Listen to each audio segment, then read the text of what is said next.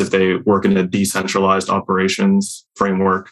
We had decentralized systems ownership, and that resulted in different organizations, sales and marketing, optimizing for those subsystems and making the handoffs more painful. And we lacked one view of the entire customer journey. Similarly, the other pain point was a lack of an owner for the numbers. Who is the data provider?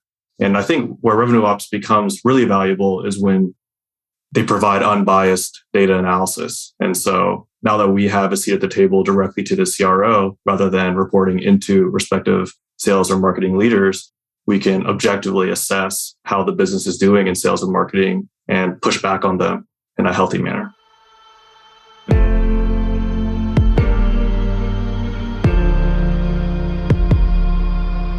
This is Sales Ops Demystified, the number one most downloaded podcast in sales operations. We invite the brightest minds in sales ops onto the show to deconstruct the what, why, and how behind rep productivity, forecasting, metrics, and all things revenue. This podcast is brought to you by Ebsta, a revenue intelligence platform used to identify risk in the pipeline and score customer engagement, and is sponsored by the Global Sales Operations Association and the UK Revenue Operations Network.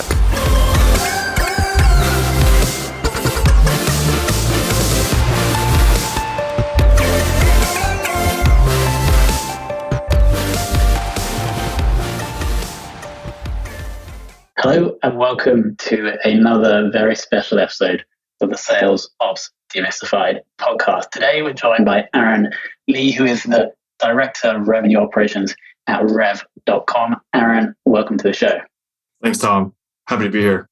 So I want to kick things off, Aaron, by understanding when the point in time at which you decided that sales/Rev Ops was the career path for you. Certainly. So I started my career in corporate FP&A. That's where I fell in love with Excel. I was ready to start something new, and I got my first role in sales operations. Never heard of it before, but what I always tell people why I fell in love with it, two main reasons. Turns out that generating revenue is a lot more exciting than budgeting, and I love to help people. My career mission statement is help others, and in the operations role, you get to help the company grow faster, you get to help reps make more money, and you get to help add more value to customers. So overall, it's just a very fulfilling role. Exactly. You're serving those three clear key stakeholders. My next question to you, Aaron, is out of those three, the business, customers, reps, who is the most important stakeholder for a sales or rev ops professional? Great question. I think the hierarchy is for sure the most important being the customer.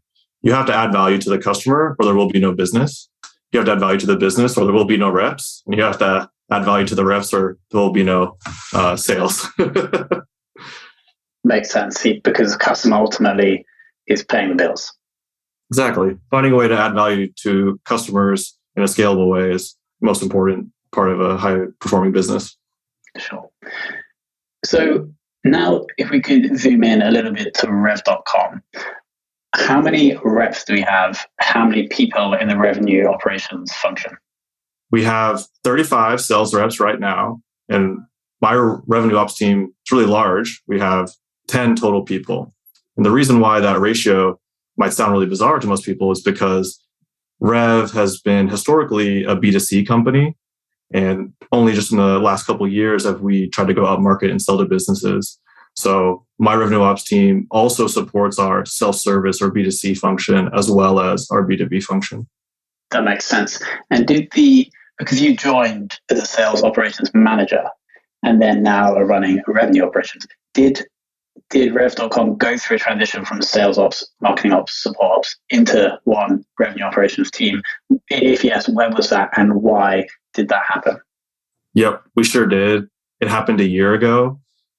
We were experiencing really common problems. I think everyone will relate to these if they work in a decentralized operations framework. We had decentralized systems ownership, and that resulted in different organizations, sales and marketing, optimizing for those subsystems and making the handoffs more painful. And we lacked one view of the entire customer journey. Similarly, the other pain point was a lack of an owner for the numbers. Who is the data provider? And I think where revenue ops becomes really valuable is when they provide unbiased data analysis. And so now that we have a seat at the table directly to the CRO, rather than reporting into respective sales or marketing leaders, we can objectively assess how the business is doing in sales and marketing and push back on them in a healthy manner. Got it. And also, I believe in the time since you've been at Rev.com, you've made that transition from, let's say, B2C to trying to serve businesses. And so, who was that something that came from the CRO or came from the CEO that they said, look, guys, we need to start targeting these bigger businesses. You guys go and work out how we're going to do it. That's a great question. It actually started within the sales organization. Initially, sales at Rev in 2017 was focused on SMB. And then a gentleman named Grayson Cooper, who now leads our entire sales operation, he's a VP of sales, really smart guy. He identified that going up market was going to be much more profitable. So he provided a hypothesis to the CEO, Jason Chicola, and Grayson was able to do really amazing things by serving large enterprises and growing revenue really significantly. So it started as a hypothesis from the ground level and then grew because it was successful. I think really inspiring. Exactly. And then I guess part of implementing the process of doing this came down to you guys. Yeah, we definitely helped a lot. Grayson and I were speaking, collaborating. I was, essentially giving offhand advice. And then Rev is in Austin, Texas, and I was in Denver, Colorado at the time. I said I'd never moved to Texas, but he convinced me to come and help build Rev. Amazing. I bet you're glad that you did now. Oh, very. This is the best career decision of my life. Amazing. What do you think? So since running revenue ops, what do you think has been the single biggest initiative or change or process you guys have implemented that's had the biggest impact on the customers or the business? That's a great question. The biggest thing, I have two things, so I'm going to over-deliver here. One of them is an ongoing project right now, which is essentially the documentation of the sales process. As we're trying to scale and go from 15 reps to start the year to 100 reps at the end of next year, we need to create a shared reality of what good looks like in each part of the sales process. So the enablement part of the revenue operations team is working strongly with the systems part of the revenue operations team, in addition to the sales leaders, to document and create certifications for both products as well as process in the sales motion. That will enable us to onboard reps effectively and measure them efficiently. Another one that I think is the most important in terms of data analysis is creating a shared reality or a shared source of truth. So we built essentially one dashboard for the entire revenue team to be able to go to and say, this is how we're doing, this is our forecast, and we have a shared reality and shared vision on where we're going to go. On that single dashboard, which is your favorite graph or chart and why? Oh, my favorite chart is the line graph of bookings because it's up and to the right. That's a very, very good answer. And so marketing, CS, and reps all have this one single dashboard that I guess is there when everybody logs in. So everybody is aware of the core metrics. For example, one of them is bookings. Yes, right now it's much more geared towards the leaders of the revenue organization, and we're working on trying to find a way to distill the information at a rep level too. Awesome.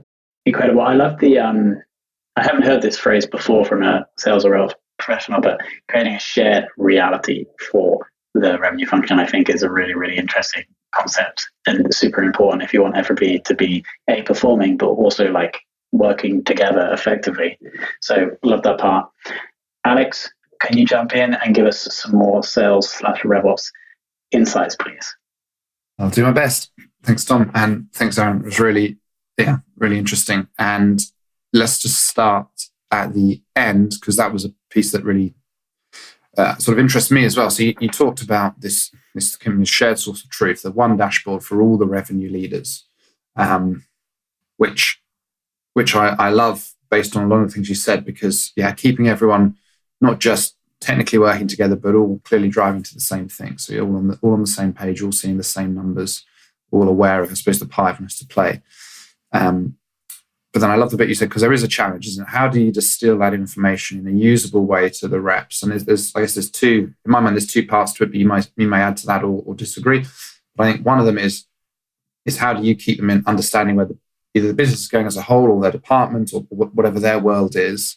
And then the other thing is, well, how do you make it relevant to them and help them sort of see their little kingdom and how what they're doing can help move stuff up and to the right or to the graph.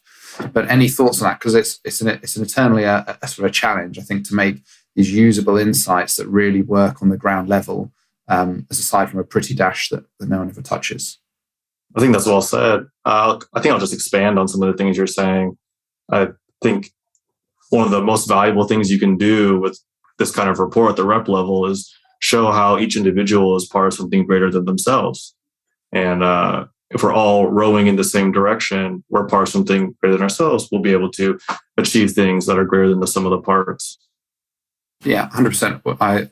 One of my colleagues uses the term democratizing this revenue insight. It can sometimes feel like it's all secret hush-hush numbers that say at the board level. It's like, well, no, we're all part of this business. We all, should want to grow it because it's all going to develop our career. And then spreading that information out and then trying to help translate it is the real challenge. But that's definitely aligned on that. The other thing that I was really particularly interested in what you said is about the helping people side and how that's your kind of your career mission is sort of helping or serving other people, and then the order that you put them in, which was hard to argue with logically. Customers, then biz, then reps.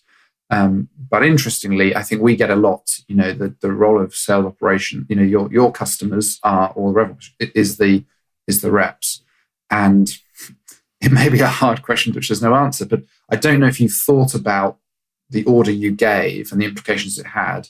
And I suppose to really narrow the question down, you can talk about it more generally. It might be easier. But is there an example you can think of where trying to serve the customers as opposed to the reps has really helped as a business? That might be quite a tough question. It's a really great one. And before I get into an example, I think my take as revenue operations true customer is sales leaders or marketing leaders. It's like the management team. We need to empower them in their vision, which may be different than what an individual rep wants. Now, let's see, a specific example. I think a really relatable one for everyone is some of the forced data entry we require from sales reps, right? We use Medic, for example. And if we can get a better understanding of what kind of customers get a lot of value from our services, we can go find more of them and add more value to them. Similarly, the ones that don't get value from our services, we can stop bothering them with emails and calls. Really helpful. Just as you said, quite simple when you think of it, but really help finding that you're, and it's great because it still actually serves both people. It's just it's the awkward job to the salesperson to go tick off all these boxes and check this and check that, and no, you can't move that opportunity forward. You've got to go back and but actually it's going to help them out in the short term, because no one wants to hassle people who don't want to buy from you. If you can hassle people that do want to buy from you, that's much better. It's going to make your bank account look a lot healthier at the end of the month, and everything's going to go well. So thanks. That was really helpful, just sort of bringing that together. And I think keeping that, making sure that everything you're doing, even though you're not in a customer facing role, that the customer is still your endpoint, I think is a really helpful thought. And I'm certainly looking forward to thinking about that a bit more and how it might actually make a difference to some of the things that I do or think about, which you can't just do in 5 minutes while I'm talking. But yeah, cool.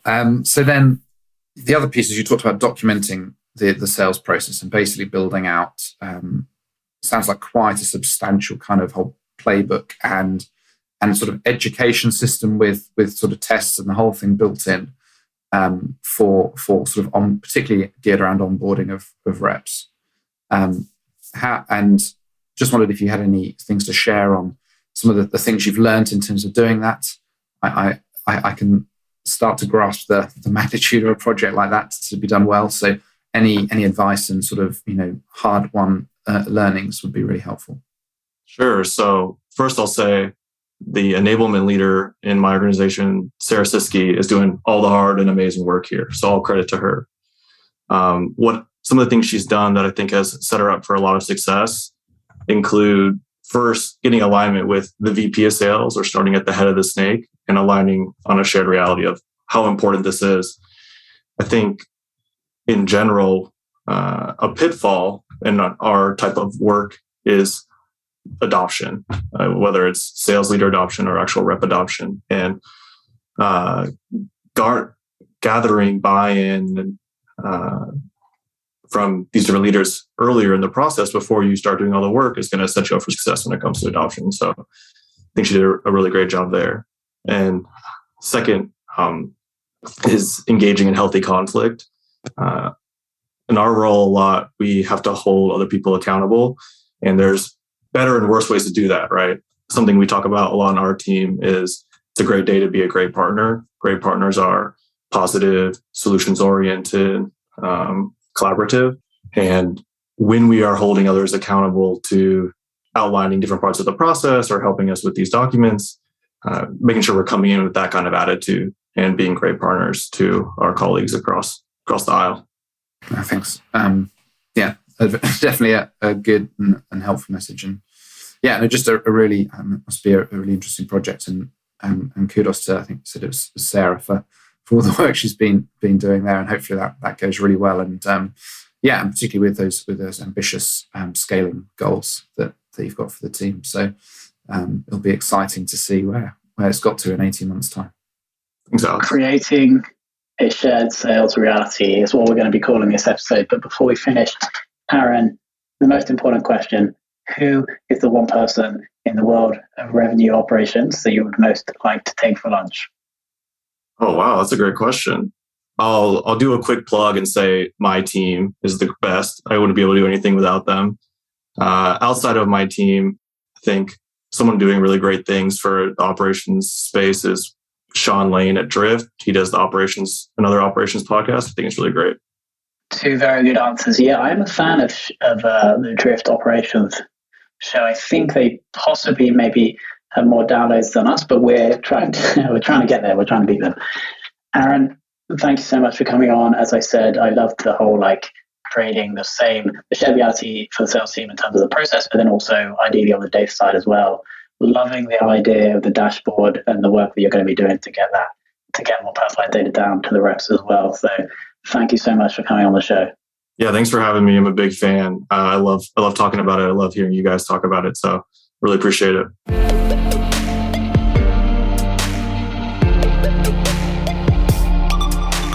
Thank you for listening to this episode of the Sales Ops Demystified podcast. If you are listening on a podcast listening application, then please subscribe, rate, and review. And if you have any questions about the show, if you know a guest, or if you have any questions about sales operations, just hit me up at tomhunt@ebster.com. That's tomhunt@ebster.com.